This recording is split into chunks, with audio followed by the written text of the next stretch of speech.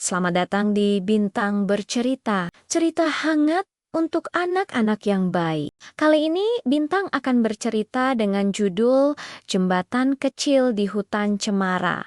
Disimak ya, di sebuah hutan yang terletak jauh dari keramaian, berdirilah pohon-pohon cemara yang tinggi dan rapat. Daunnya yang runcing selalu berbisik pelan ketika angin bertiup. Aroma kayu dan tanah basah memenuhi udara, membuat siapapun yang datang merasa tenang. Hutan itu dikenal dengan nama Hutan Cemara, sebuah tempat di mana para hewan hidup berdampingan dengan damai. Di tengah hutan cemara, mengalir sebuah sungai kecil yang airnya jernih dan dingin. Sungai itu tidak terlalu lebar, tetapi arusnya cukup deras, terutama saat musim hujan. Untuk menghubungkan dua sisi hutan, para hewan telah lama membangun sebuah jembatan kayu kecil. Jembatan itu tidak mewah. Papan-papannya sederhana, diikat dengan tali, dan diperkuat ranting-ranting. Namun, jembatan itu sangat berarti. Tanpa jembatan itu, banyak hewan tidak bisa saling berkunjung, mencari makanan, atau menolong satu sama lain. Setiap hari, jembatan kecil itu dilewati oleh banyak hewan. Kelinci-kelinci kecil melompat di atasnya dengan riang. Rusa-rusa berjalan perlahan sambil menundukkan kepala. Burung-burung hinggap di pagar jembatan untuk beristirahat sejenak. Jembatan itu bukan hanya penghubung dua sisi hutan, tetapi juga penghubung persahabatan. Tidak jauh dari jembatan itu, tinggallah seekor tupai kecil bernama Timo. Timo memiliki bulu coklat kemerahan yang halus dan ekor panjang yang selalu bergerak ke sana kemari. Ia dikenal sebagai tupai yang sangat lincah. Tidak ada pohon yang terlalu tinggi baginya, dan tidak ada dahan yang terlalu kecil untuk dipijaknya. Banyak hewan kagum melihat kelincahan Timo. Namun, di balik kelincahannya, Timo memiliki satu kebiasaan yang sering membuat hewan lain menghela napas. Timo sulit bertanggung jawab. Ia mudah berjanji, tetapi juga mudah lupa. Baginya, bermain selalu terasa lebih menyenangkan daripada menyelesaikan tugas. Timo bukan tupai yang jahat.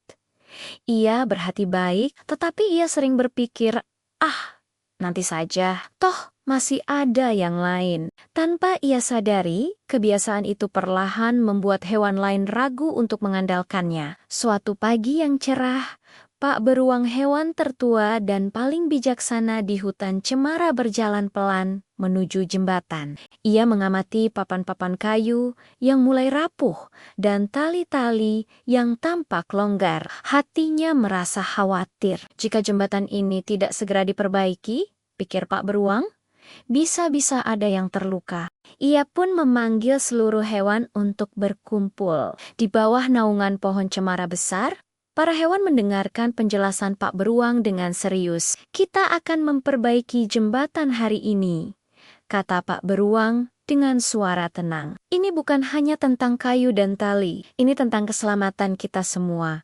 Semua hewan setuju. Rusa membawa balok kayu kecil. Kelinci mengumpulkan daun kering untuk alas.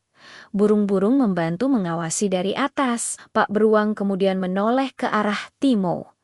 Timo, katanya lembut, kamu cepat dan pandai memanjat. Tolong kumpulkan ranting-ranting kuat dari pohon cemara. Kita membutuhkannya. Timo mengangguk cepat. Siap, Pak Beruang, katanya, penuh semangat. Namun, saat Timo berlari menuju pohon cemara, matanya menangkap sesuatu yang berkilau. Seekor kupu-kupu biru terbang rendah, sayapnya berkilau, terkena sinar matahari. Tanpa berpikir panjang, Timo mengejar kupu-kupu itu. Aku hanya bermain sebentar, pikirnya. Setelah itu aku akan kembali. 1 menit berlalu, 2 menit berlalu. Waktu terus berjalan. Timo melompat dari satu dahan ke dahan lain, tertawa sendiri. Ranting-ranting yang seharusnya ia kumpulkan terlupakan. Sementara itu, para hewan lain menunggu. Mereka saling berpandangan. Karena mengira Timo akan segera kembali, mereka melanjutkan perbaikan dengan bahan seadanya. Jembatan itu tampak rapi, tetapi sebenarnya belum cukup kuat. Sore hari tiba, matahari mulai turun perlahan. Seekor landak kecil bernama Lucky berjalan pelan menuju jembatan. Ia membawa buah-buahan kecil untuk keluarganya. Lucky dikenal berhati-hati, tetapi ia tidak tahu bahwa jembatan itu belum diperkuat sepenuhnya. Saat Lucky melangkah ke papan tengah jembatan, terdengar suara keras. Crack, terdengar suara kayu yang retak. Lucky berhenti, nafasnya tercekat. Ia mencoba melangkah lagi. Kraak, salah satu papan miring. Tubuh Lucky gemetar, dia berteriak minta tolong sambil ketakutan. Teriakan itu terdengar hingga ke telinga Timo. Seketika, Timo berhenti bermain. Jantungnya berdegup kencang. Ia berlari secepat yang ia bisa menuju jembatan. Melihat Lucky yang hampir jatuh, perasaan bersalah langsung menyergapnya. Ini salahku, pikir Timo. Seandainya aku tidak bermain, Timo cepat-cepat memanggil Pak Beruang dan hewan lain. Mereka bekerja sama menahan papan, menenangkan Lucky, dan menuntunnya kembali ke tepi sungai dengan selamat. Tidak ada yang terluka, tetapi semua hewan terdiam lama. Keheningan itu terasa berat. Timo melangkah maju. Ekor panjangnya kini terkulai. Dengan suara bergetar, ia berkata, "Aku minta maaf, aku berjanji membantu, tapi aku tidak menepatinya. Hampir saja Lucky celaka karena aku." Pak Beruang mendekat dan menatap Timo dengan mata penuh kebijaksanaan. "Timo," katanya pelan, "tanggung jawab bukan hanya tentang pekerjaan. Tanggung jawab adalah tentang kepercayaan. Ketika kamu berjanji, banyak yang bergantung padamu." Kata-kata itu masuk jauh ke dalam hati Timo.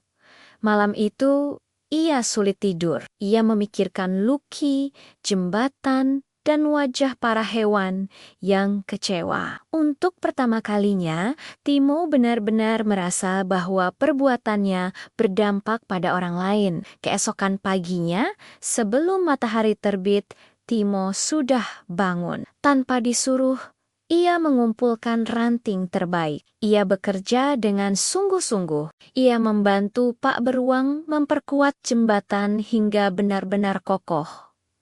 Sejak hari itu, Timo berubah. Ia masih lincah dan ceria.